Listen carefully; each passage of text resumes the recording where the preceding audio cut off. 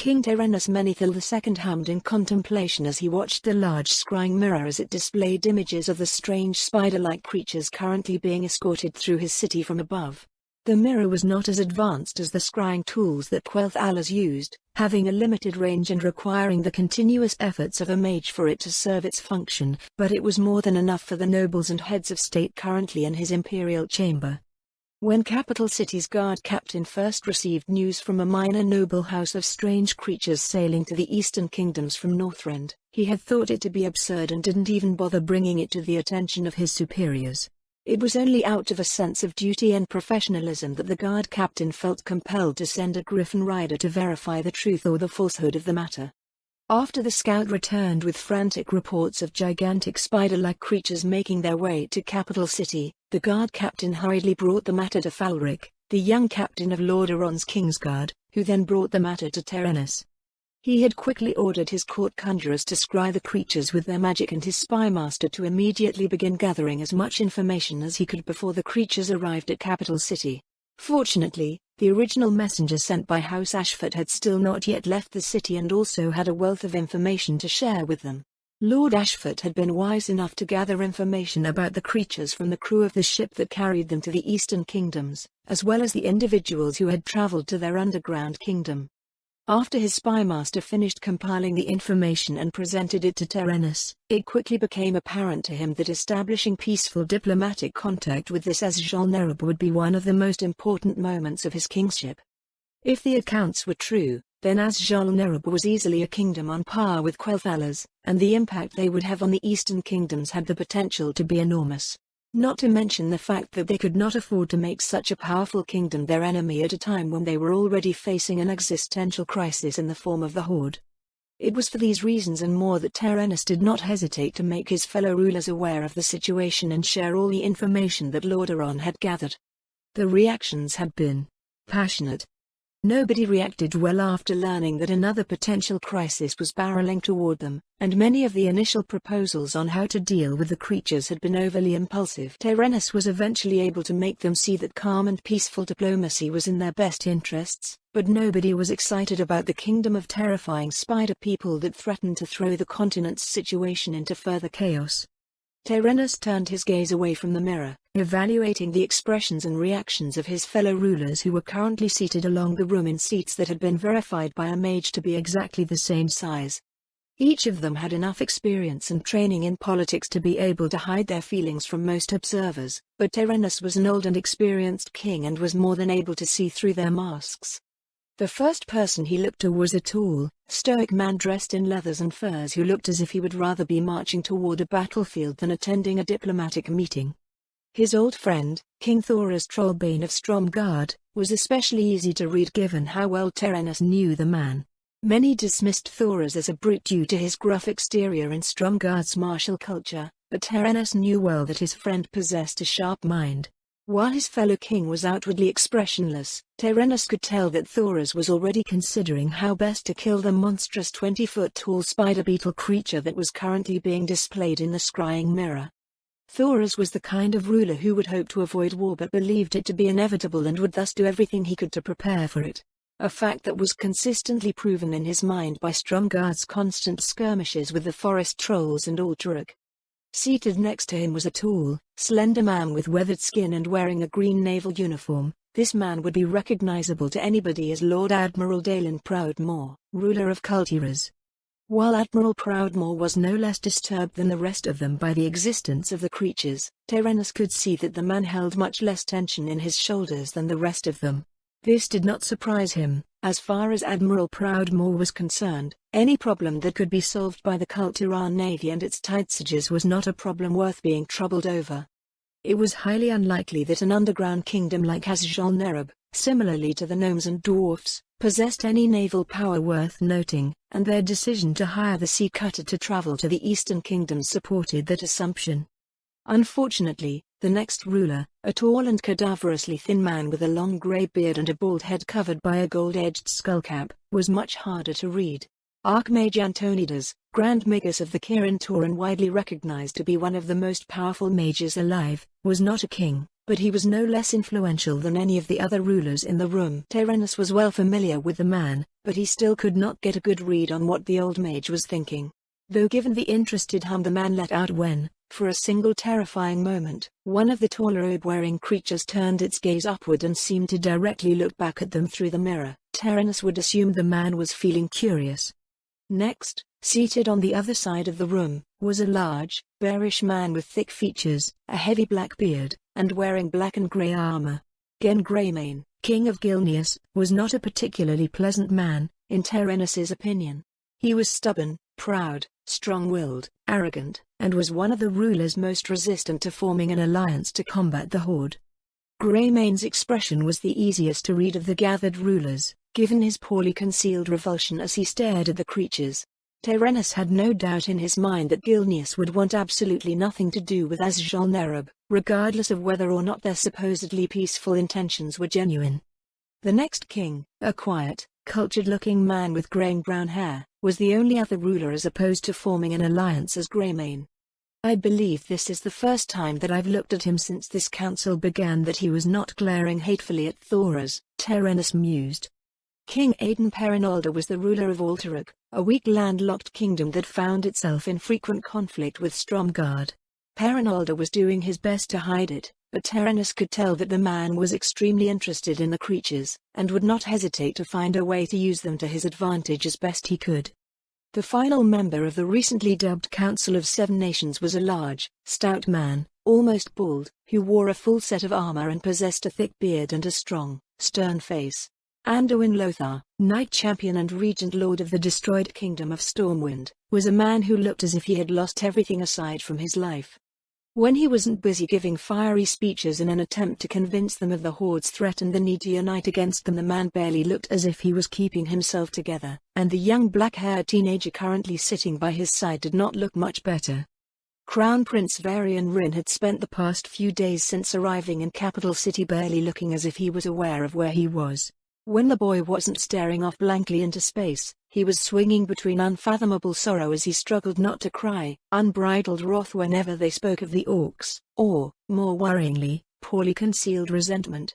Even if his current expression was one of curiosity as he watched the Nerubians through the scrying mirror, it did not take a genius to guess that the child blamed the other human kingdoms for failing to aid Stormwind in their time of greatest need. Tyrannus had pledged Lordaeron's forces to the goal of pushing back the Horde and restoring young Rin to his kingdom's throne, but he knew that did little to ease the child's pain of seeing both his parents killed and his countrymen senselessly slaughtered. The future king's resentment was a troubling sign, and boded ill for the future of Stormwind's relationship with the other kingdoms. Tyrannus decided to do something about the matter now, while it was still on his mind, and tapped a single finger to his wrist. Recognizing the nonverbal signal, his spymaster, Tefari Anwar, seamlessly appeared at his side as if he had stepped out of thin air. A few of the other rulers glanced at him but quickly turned their attention back to the scrying mirror after assessing that there was no threat. Tyrannus rubbed his thumb against the enchanted ring which would prevent unwanted listeners from hearing their conversation and leaned over to speak with his spymaster. Not only did the ring prevent eavesdroppers, but it even prevented anyone from reading his lips, allowing Tyrannus to have private conversations in public settings. Despite this, Tyrannus could not quite overcome the instinct to whisper whenever he was giving sensitive instructions to his spymaster while others were around. Tefari, after the meeting, arrange for Arthas to meet the young Rin and do what you can to foster a friendship between the two of them. The two are already scheduled to meet later this week, Your Majesty, said Tefari, his tone not expressing any particular opinion on the matter. Is there a need for me to move it up? And for me to make efforts in ensuring a friendship? Yes, if the two of them have a good relationship, then that would do much to diminish the future risks caused by the boy's resentment, Tyrannus said quietly. A small part of him felt guilty about manipulating a friendship between his son and a grief-stricken child for political purposes, but there was no such thing as a king who had ruled for as long as he had without being willing to make difficult decisions. Besides, both of the boys could benefit from having a friend in their lives, so it was beneficial and for the good of everybody. I shall entrust the matter to you, said Tyrannus. Tefari was a competent man and would know how best to arrange it for the two boys to form a lasting friendship. Yes, Your Majesty, said Tefari, deferentially. Good. While we are speaking on the topic of the boy's resentment, has there been any progress in that investigation? Asked Tyrannus, hoping that he would finally have some answers about the source of Lordaeron's enormous intelligence failure in regard to the Horde. Despite Tefari's unchanging expression, Tyrannus could easily hear the annoyance and anger in his spymaster's tone when he responded. "No, Your Majesty, there has not," said Tefari.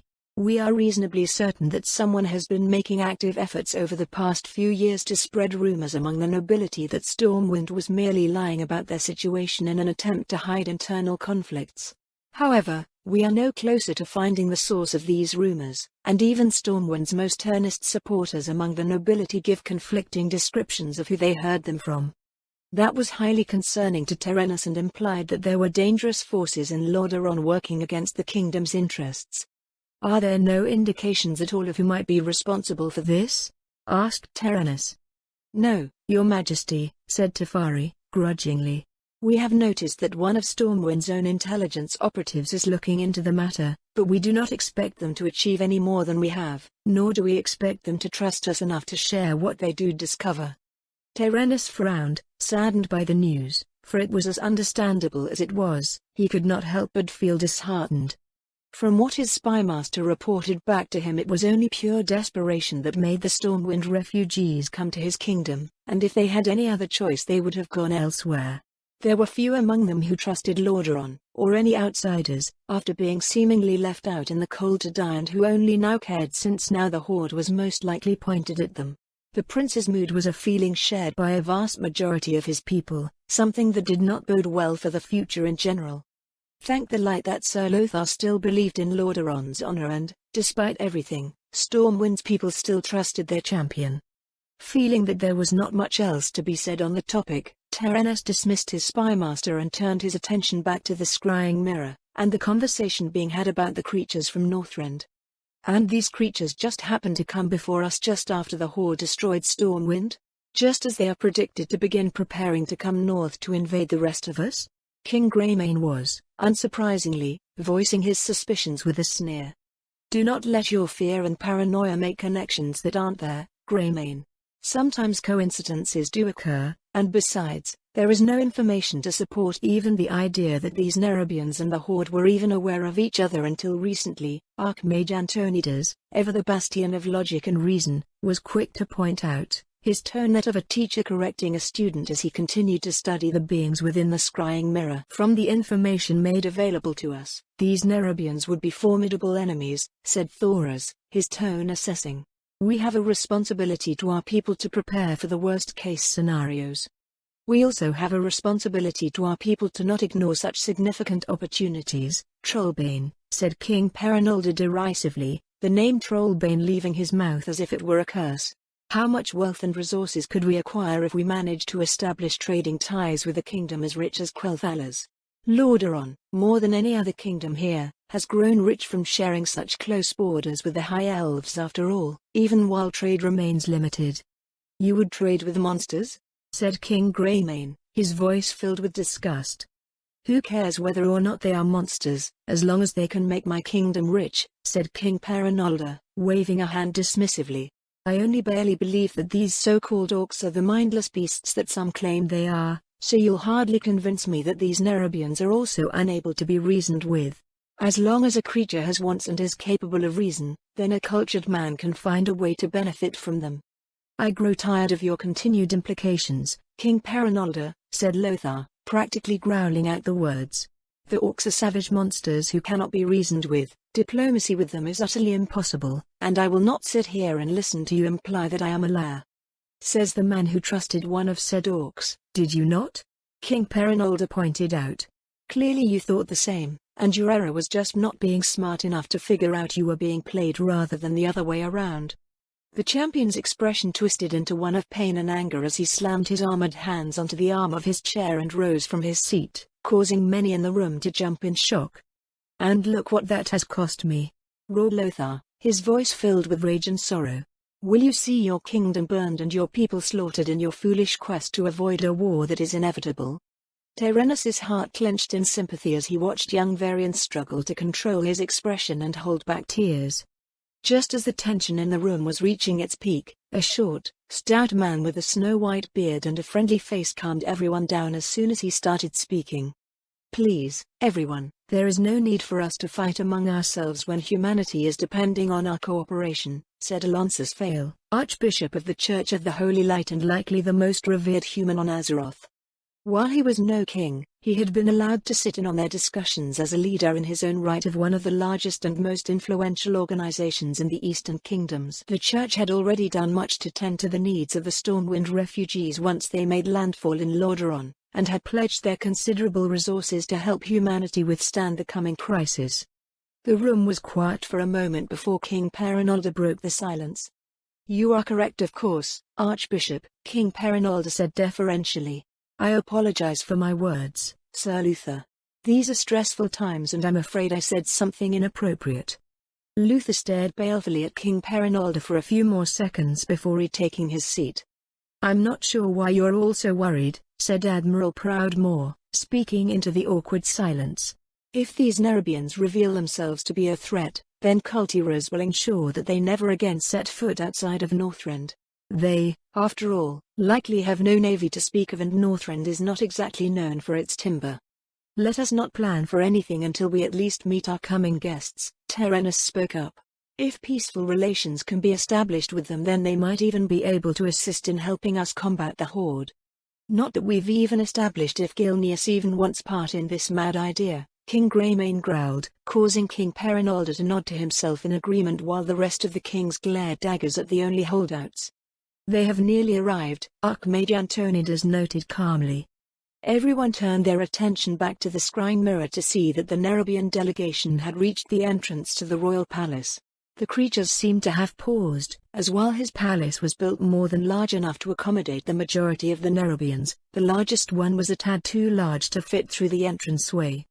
For some reason, they seemed to be arguing with the female gnome from the Explorers League as she pointed to some kind of device strapped to her side.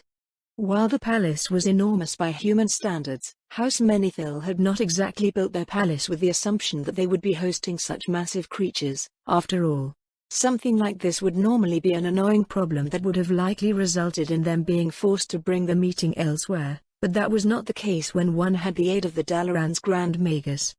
Terenas watched as the Archmage rose from his seat, gripped his ornate wooden staff, and cast a spell that's effect emanated from the Imperial Chamber to the entrance of the palace.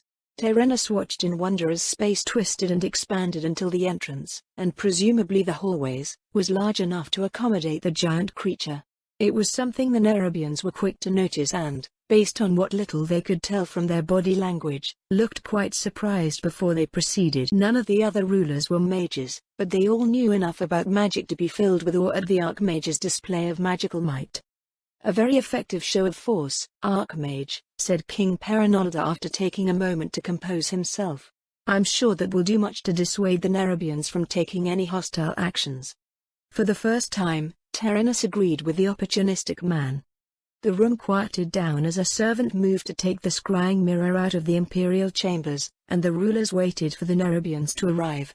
It did not take very long before 4 of the creatures were walking into the Imperial chamber. Terenas assumed the rest were not essential for diplomacy and were made to wait in the hall outside, and the various rulers of the Eastern Kingdoms were taking their first look at the Nerubians in person. All 3 of the robed Nerubians, along with the one that was too large to enter the Imperial chamber under normal circumstances, were much more terrifying up close. It was immediately apparent to everyone that the scrying mirror did not do them proper justice. Terenas turned his attention to the tall, 4-armed and 4-legged, robed Nerubians, who were apparently referred to as viziers according to the information provided by the messenger. They were the ones that were supposedly in charge of the delegation, so he would address them when he spoke. Fortunately, Archmage Antonidas had already used his magic to ensure that any words said in the Imperial chambers would be translated to everyone else. "Welcome to Lordaeron," said Terenas before introducing himself and then each of the important figures in the room with him, then moving to ask the question that was on everybody's mind. "We have been told that you come to us as representatives of a previously unknown kingdom of Northrend, referred to as Zhal-Nerub," said Terenas, regally, "and that you seek to establish peaceful diplomatic ties with the kingdoms of this continent. Is that true?" After a moment of silence, The smallest of the so-called viziers stepped forward to speak. "That is indeed the case, King Menethil," the creature said politely. "I am Vizier Krivax. With me are Vizier Hadix, Vizier Krenus, and Spider Lord Anuba Khan." The vizier gestured to each of the apparent leaders of the delegation as he introduced them. "We come with peaceful intentions and hopes that a diplomatic connection between our people will allow for us to learn more of one another," said Vizier Krivax, "and that we might find areas of cooperation from which we could mutually benefit." "Why have we never heard of you before?" asked King Greymane, not bothering to hide his suspicion. "Seems like an awfully strange coincidence that you all arrive at the same time that we're facing an army of monsters from the south." "I assure you, King Greymane, this is indeed merely a coincidence," said Vizier Krivax quickly. "Until recently, Asjal Nerub was not aware that there were any lands outside of Northrend that survived the Great Sundering. After realizing this was not the case, a diplomatic delegation was organized that would be sent to learn more about the Eastern Kingdoms." King Greymane's expression was one of obvious skepticism, but he did not speak further. "Do you intend to establish a settlement on this continent?" asked King Trollbane, his eyes assessing as he stared at the vizier. "We currently have no such intentions, King Trollbane," said Vizier Hadix. "If that changes, then we will, of course, discuss the matter with the people of these lands first." "Are you hoping to establish some manner of a trade agreement?" asked King Perenalda, cutting off Thoras from asking any follow-up questions. "According to House Ashfort, your people's silk is of the highest quality and holds valuable magical properties. I'm sure we could reach some manner of understanding if you are willing to trade such materials." Vizier Krivax seemed to hesitate before he next spoke. "The purpose of this delegation is for us to establish diplomatic contact and for our people to learn more about each other," said Vizier Krivax. "Any future decisions beyond must first undergo the thorough consideration of our kingdom's leaders." Terenas had spoken to enough elvish diplomats to know that the vizier's words did not paint a good picture of Asjal Narab's interest in establishing a trade deal. Looking at King Perenalda's expression, he had also reached the same conclusion. "I'm sure that we have any number of materials that your leaders might be interested in," said King Perenalda, attempting to persuade the foreign diplomats. "The Eastern Kingdoms are a big place, after all. There must be something here that your people would find valuable." "Asjal Nerub does not want for material objects, human," spoke the massive creature that had been introduced as Anuba Khan. Its voice was deep, and Terenas could hear the disturbing sounds of harsh buzzing and clicking sounds through the translation spell. "Anything this continent has to offer us will come in the form of knowledge, such as the opportunity to learn more of your so-called light." Archbishop Fale sat up in his seat and a gentle smile spread across his face. "Your people are not familiar with the light? And you are interested in learning more?" "Yes. It seems like a useful form of magic," said Anuba Khan, his tone one of interest. "Asjal Nerub would benefit from access to magic so well suited to healing wounds." "The holy light is not a mere tool," Archbishop Fale said disapprovingly. "If you treat it in such a way, it will never answer your call. But the Church is always willing to spread its knowledge to those who are willing to learn." Terenas listened as the discussion continued on like that for some time, each of the rulers questioning the Nerubians about their intentions. As he was listening to Perenalda once again try to convince the Nerubians to trade with his kingdom, Terenas noticed Archmage Antonidas having a staring match with the one called Vizier Hadix. If he was remembering correctly, that was the same vizier that had seemed to notice their scrying. Vizier Krenus, meanwhile, was ignoring the conversation completely and was instead busy studying the Imperial Chamber's magically expanded entrance. Ironically, the displays served to reassure Terenas. If the mages of these strange spider people were as arrogant and competitive as human mages, then could these Nerubians really be so different? "Does your interest in knowledge extend to more conventional magic?" Archmage Antonidas asked slyly. "Perhaps you would be interested in coming to Dalaran, where we could compare our understanding of the arcane." "I suppose we could take the time to inspect your city," said Vizier Hadix, haughtily. "It should be an amusing diversion if nothing else." "If I might interrupt, I do not believe this is a discussion that can be finished in a single day," said Terenas, drawing everyone's attention to himself. "And it would be unkind to keep the rest of your delegation waiting out in the hall. I propose that we see to your accommodations, and then continue this discussion tomorrow." My majordomo has prepared suitable arrangements for you all to stay in the palace. Tyrannus had not liked the idea at first. Who would want such strange and potentially dangerous creatures near their family, but Captain Falric had quickly convinced him that this was the best course of action. Due to the ongoing Council of Seven Nations, the palace was likely the safest and most heavily guarded location in the Eastern Kingdoms outside of Quel'Thalas itself. Security was at its maximum, and every single inch of the palace was covered by powerful wards and hidden guards vigilantly watching everyone walking in and out of the building. Not to mention the fact that each of the kings had brought their kingdom's most powerful mages and warriors to accompany them. If the Nerubians were able to successfully commit hostile actions in such an environment, then there was little that they could do to stop them anyway. The Nerubian delegation and the various rulers quickly agreed to his proposal, everyone notably tired from the long and eventful day. House Menethil's majordomo quickly moved to show the Nerubians to their accommodations, his mask of professionalism not breaking for a moment as he escorted the terrifying creatures. Most of the Nerubians would be given lodgings in the same wing as the rest of the foreign diplomats, but the Spider Lord would need to be given accommodations outside of the palace. Tyrannus sighed in relief as he gave his farewells to the last of the important figures, and began making his way to his private chambers alongside his personal guards. Today was a long day, and Tyrannus was reaching an age where he savored the opportunity to rest whenever he could. Unfortunately, he had a feeling that such opportunities would grow more and more rare in the near future. Krivax unfurled the selectively edited map of Northrend that Azjol-Nerub had provided the delegation to present to people of the Eastern Kingdoms. Immediately, several scholars from the various kingdoms were taking in the map with hungry expressions, eager to learn more about the parts of Northrend that they had not been able to explore. Krivax stepped back to allow them time to inspect the map and prepared himself to answer their questions. The past few weeks had been hectic for Krivax, especially since he was effectively left as the one in charge of the delegation's day-to-day diplomacy. Nerubian spent most of his time recently doing his best to learn about a variety of subjects that could be important to Azjol-Nerub from a military perspective, such as guns, the Eastern Kingdom's history in relation to war, and the light. There was no shortage of curiosity and interest about the light from Hadix, Krenis, and Nerubian, although both of the viziers seemed content to leave the investigation into the new form of magic in the Spider Lord's hands while they handled their own priorities. Obviously, Krivax fully expected Hadix to take a much greater personal interest in the light after he eventually learned the effect it had on the void. Vizier Krenis had immediately run off to consult with Lordaeron's mages in regard to the strange disturbances that were making it more difficult to cast spatial magic in the Eastern Kingdoms than in Northrend. Apparently, when the Dark Portal was first opened, every creature in the Eastern Kingdoms that was attuned to magic felt ripples coming from the portal, though nobody was really able to detect the source.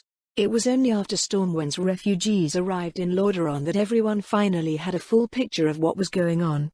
One of the weavers sent by Ankilla was busy evaluating the various materials native to the Eastern Kingdoms that were not available on Northrend. While the leadership of Azjol-Nerub had not yet officially decided to establish a trade agreement with the governments of the Eastern Kingdoms, discussions were supposedly trending in that direction and they wanted to be prepared. The other weaver had been delegated to assist Trixie, Muzzy, and a Lordaeonian scholar in the creation of a Nerubian to Common Dictionary. Masrook, predictably, was learning as much as he could about the Eastern Kingdom's fighting styles, and occasionally sparring with whoever was willing to fight him. Vizier Hadix had stuck around for a while but had soon snuck away to begin his investigations into the Void's influence in the Eastern Kingdoms. There was a limit to how much Hadix could do while they were under such heavy surveillance, but this was only his initial investigation. As a result, Krivax was left as the guy that the various kingdoms went to first when they wanted something from the delegation. He had expressed his worries about being left unsupervised with such responsibilities to Hadix, but the older vizier had simply said, "Don't share secrets. Don't promise anything. Don't get us banished from the city. Don't bother me if it's not important." It didn't help that the things that Krivax wasn't to do the most, such as negotiating trade deals or convincing the Nerubians to help fight the Horde, were not currently feasible due to issues on both sides. There was also the fact that the rulers of the human kingdoms were dedicating the majority of their attention to the Council of Seven Nations. Therefore, the various members of the delegation were putting most of their efforts into gathering more information about the Eastern Kingdoms. Of course, The governments of the Eastern Kingdoms were not foolish enough to simply hand out all of this information without receiving anything in return, which was why he was now sharing an edited map of Northrend. Krivax turned his attention back to the present as he was pulled out of his thoughts by an excited voice. Vizier Krivax, is this truly accurate? One of the scholars was pointing to a portion of Dragonblight that had been circled in red to signify it as an area that was considered extremely dangerous. An accompanying document that explained the danger of each of these areas had been translated into Common and laid out next to the map. Yes, that is one of the specific areas that dragons frequent to the best of our knowledge, Krivax confirmed to the excitement of the scholars. The people of the Eastern Kingdoms had already known that dragons frequently traveled to Northrend due to many recorded sightings and the numerous dragon bones found in the area. However, it was not easy for them to actually confirm exactly where they traveled due to the extreme difficulty of exploring the frozen continent. Not only was Northrend much larger and more dangerous than what was depicted in the game, but there were also no convenient roads or paths that led people to where they wanted to go. Above ground at least. It certainly didn't help that Wimrest Temple and the various dragon shrines were all warded against non-dragon visitors. And these, Vizier Krivax? Krivax held back a wince after he looked over to see the scholar pointing at the portions of the map that were circled in black. Those are areas on the surface which Azjol-Nerub forbids outsiders from entering, Krivax said reluctantly. Anyone who enters these areas will be killed without warning. But why? I thought your people's kingdom was entirely below ground. We are, aside from certain portions of Inkilla, said Krivax. Azjol-Nerub will offer a more detailed explanation of these regions at a later time. The scholars looked to one another with unwilling expressions, but none of them chose to push the issue. The majority of those forbidden places were areas with large concentrations of sleeping Vrukul. There had been a vocal minority among Azjol-Nerub's leadership that had been opposed to sharing information about the Vrukuls with the humans out of fear that the humans could intentionally seek to awaken them. The majority, however, was not very worried about this for a number of reasons. Aside from the fact that before they went to sleep, the majority of Vrukul had a policy of systematically killing humans, there was also the fact that actually awakening the Vrukul was not exactly a simple endeavor. After all, if the Vrukul were not awakened by the Great Sundering, then it was probably next to impossible to awaken them accidentally. The places where they slept, such as Kjlabron, were all protected by powerful magical defenses. Still, there were a few Nerubians who were worried due to humanity's status as descendants of the Vrukul, so the leadership decided on a compromise. These areas would be further fortified by Azjol-Nerub so that none could enter. Only after this fortification was complete would Krivax be allowed to share information about them. Azjol-Nerub had never considered the possibility of not telling them at all due to the fact that it was fairly well-known information in the kingdom. And because Krivax and Masruk had already shared stories about the Vrukul with the Tuskar. Krivax was sure there would be an explosion in the number of humans traveling to Northrend to learn more about their ancestral history after the war. Krivax spent the next hour sharing what information he was allowed with the excited scholars. They had started out visibly nervous to be standing in the same room as a giant spider mage who towered over them, but they gradually relaxed as the conversation went on. Unfortunately, the discussion was very suddenly interrupted by a servant hurriedly striding into the room. Pardon my interruption, but I'm afraid there's a situation in the hallway outside of the kitchen that requires your attention, Vizier Krivax. Krivax released a put-upon sigh before turning to address the anxious servant. And what exactly is the situation that requires my attention? It seems that a noble woman has fainted after seeing one of your countrymen eating a rat in the middle of the hallway, said the servant, sounding more than a little baffled. I told them specifically not to do that. Krivax quickly excused himself and started making his way to the hallway outside of the kitchen. One of the most frustrating parts of his job was mediating the frequent incidents caused by cultural differences, especially when he'd specifically already told everyone in the delegation not to eat random wildlife in front of the humans. After the incident with the sailors of the Sea Cutter complaining about the Nerubians catching and eating birds in front of them, Krivax made sure to talk to everyone about it. He really didn't want to end up dealing with the amount of trouble that would come if someone decided to eat an Archmage's favorite cat. Krivax ignored the guards that were following behind him. He had already grown used to them following him everywhere he went in the palace. It didn't take him very long before he reached the correct hallway, where he found himself looking at a group of disgusted servants watching a skitterer calmly chewing on a rat while a few guards hovered over a noblewoman laying passed out on the ground. Krivax quickly apologized to the servants for the disturbance before pulling the skitterer away to the room that had been designated for him and the other viziers. He was feeling pretty annoyed right now with the skitterer. It would be more understandable if this was one of the delegation's non-sapient ones, but this one was definitely sapient and should have known better. As soon as they were alone, Krivax turned on the skitterer and immediately began interrogating them. "What were you thinking, Tizit?"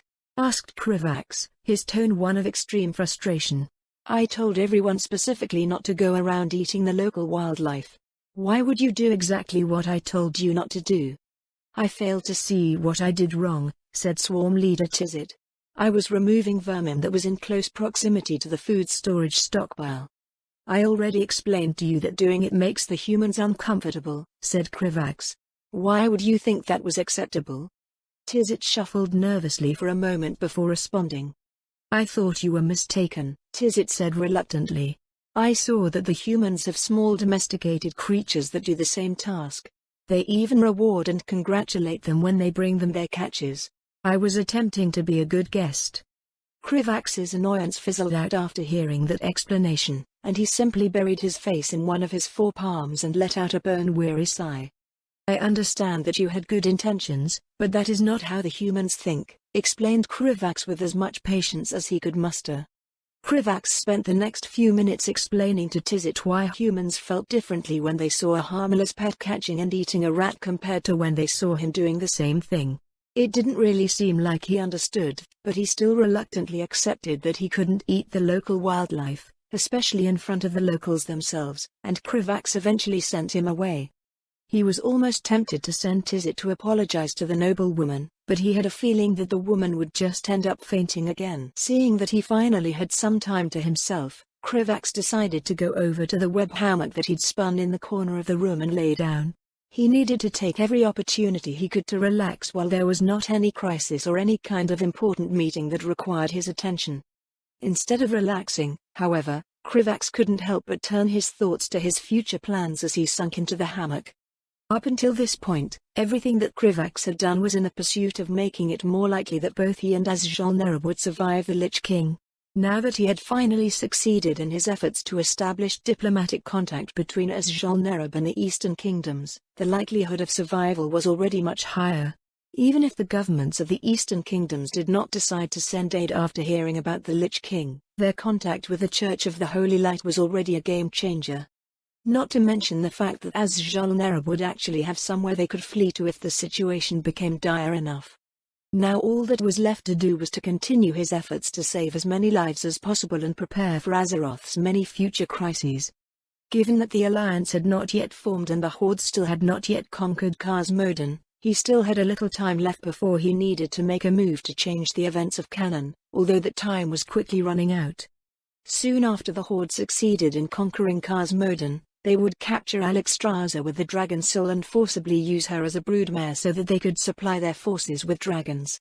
These dragons would then be used to completely devastate the Kulturan navy and allow the Horde to push all the way to Lordaeron, which was something Krivax was determined to prevent.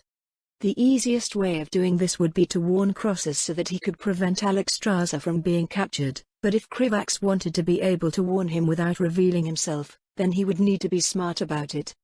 He would first need to actually find out where Crossus lived, most likely Dalaran as he was a member of the council at the moment, and he would also need to learn more about how to prevent a mage from just casting a spell on an anonymous letter and instantly figuring out who sent it. It was a good thing that Archmage Antonidas had sent them an invitation to speak before Dalaran's ruling body. He also wanted to find a way to protect Masruk from mind magic, so that he would actually have the option to share secrets with his friend if he so desired. Fortunately, Vizier Haedix had expressed an intention to speak with him later in the afternoon about the initial findings of his investigation. Reaching into his spatial pouch, Krivax pulled out the introductory spell book on transmutation that Haedix gave him, a long thread of silk covered in insects and a filled water skin, and began studying while also enjoying a snack. Having 4 arms was extremely convenient.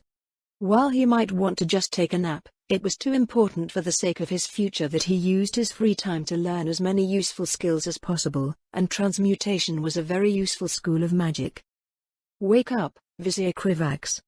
Krivax was startled awake by an annoyed voice that pulled him out of the pleasant dream he was having about the giant Lord Aronian crabs he'd eaten a few days ago. He looked to see Vizier Hadix looking judgmentally down at him, the spell book that was stuck to the side of the hammock, and the puddle of insect-filled water on the floor. Vizier Hadix, how has your investigation been going? Krivax asked as calmly as he could while he pulled himself out of the hammock and began cleaning up the mess. In his experience, the best way to avoid an awkward situation was to pretend it never happened. Hadix stared at him with an exasperated expression for a few moments before he sighed and seemingly came to the conclusion that it would be best to move on. The investigation has gone well enough, said Vizier Hadix. I have not been able to find any evidence that the locals are aware of the existence of the void from any of the books that I have been able to gain access to. Krivax didn't find this to be particularly surprising. As far as he was aware, the first priest in the Eastern Kingdoms to study the void systematically was Natalie Selena, a priestess from Stormwind who went to study the Orcs' dark magic after the kingdom's destruction to be able to better combat them. He vaguely remembered that there was also some mage in Dalaran studying shadow magic, which is what the law used to call void magic, during this time period, but he couldn't recall the exact details. However, I have yet to examine what Dalaran has to offer, Hadix continued. Until I have done that, we cannot make any real conclusions. In addition, I find some of the reports about the magic of these orcs to be highly concerning. I intend to look further into this matter when I have the opportunity. Then I suppose it's a good thing that our tour of Dalaran is scheduled for next week, said Krivax, holding back a yawn as he finished clearing up the mess. Does that mean you'll be handling the delegation's day-to-day affairs until then? He asked hopefully. Why would I do that, Vizier Krivax? Hadix asked dubiously, immediately crushing his students' hopes. You are doing a well enough job on your own thus far, and it would be terribly rude of me to take away such a learning experience from you while also denying you your chance to make your mark on the world. So what you mean to say is, why wouldn't I leave the annoying task of dealing with the humans to you so I can do my own thing? Krivax thought with a sigh. I understand, Vizier Hadix, said Krivax in resignation. While you are here, I have a question in regard to magic. Has the Order developed any of its own methods in protecting itself from scrying and other forms of divination magic? Krivax felt like it was pretty likely that an organization as secretive and as old as the Order of Kalchut would have put significant efforts into protecting its secrets from magical information gathering. We have, Hadix confirmed easily before his tone turned inquisitive. Do you have a specific reason for asking? Your mental defenses are sufficient protection to guard yourself against casual attempts to discover your secrets, and I am fully capable of protecting you from more thorough efforts. It is very likely that I will continue to face much worse than casual attempts, especially since we are soon going to be visiting Dalaran, said Krivax. If I am going to continue to be the face of this delegation, it is likely that there are many who will continue in their efforts to learn everything that I know.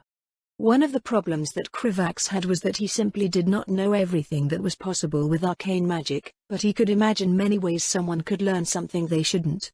How was he supposed to protect either Azjol Nerub's or the Order's secrets in a world where a mage could simply walk into his room and cast a spell that looked into the past or something equally crazy? Their leader, Antonidas, is of considerable power, Hadix said reluctantly, humming aloud as he clicked his clawed fingers together.